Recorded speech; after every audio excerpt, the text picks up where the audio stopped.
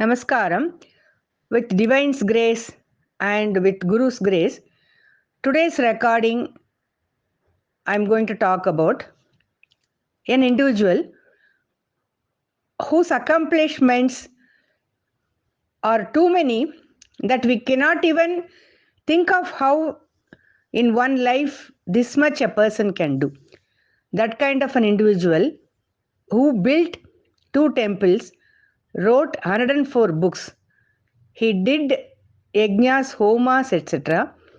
Wrote commentaries on Advaita texts, had disciples and he also taught them. And he was a great devotee of Shiva. And those who are familiar with Advaita can immediately recollect, yes, this is about Appayya Dikshitar I am going to talk about. Actually, Adi Shankara, everybody knows that he was an avatar of Lord Shiva. In the same way, it has been referred in Shiva Rahasya that Appayya Dikshitar also was an avatar, was an Amsha avatar or avatar of Lord Shiva only.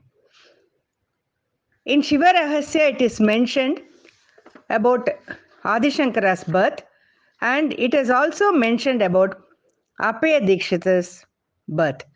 Whereas Adi Shankara was a sannyasi in his lifetime, Appayya Dikshitar had taken Grahastha ashram and he spread Advaita.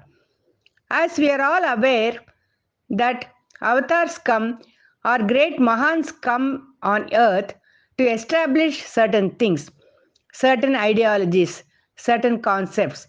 So, in this pretext, Appayya Dikshitar's birth was to establish a few concepts which I am going to narrate in this recording.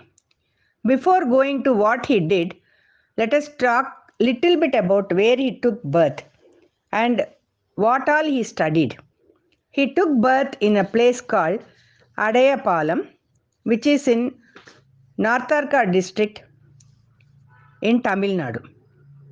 He studied 14 Vidyas under his guru.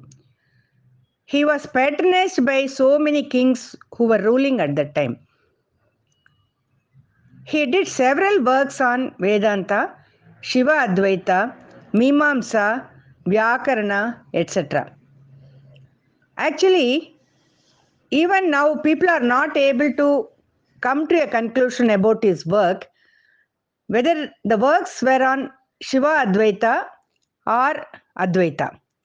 It is not easy to determine whether he was more inclined to Shiva Advaita or Advaita. Shiva Advaita is much akin to Vishishta Advaita of Ramanuja, except for the role of Vishnu being taken by Shiva. And any entrant to Vedanta cannot proceed in his studies if he had not read a text by Appayya Dikshitar by name Siddhanta Lesha Sangraha. And his commentary on Brahma Sutra is very, very famous. Actually, Brahma Sutra was written by Vyasa, and Adi Shankara had done commentary on Brahma Sutra, and so many people did commentary on that commentary, and a text by name Parimala. This was a commentary done by Appayya Dikshitar. And he had done a few devotional slokas also.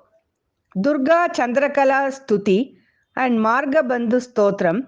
Only these two I am bringing into the notice of our listeners. There are quite a few incidents which took place in his life, and I am going to talk about his devotion to Shiva and about his married life in the coming episodes. Thank you.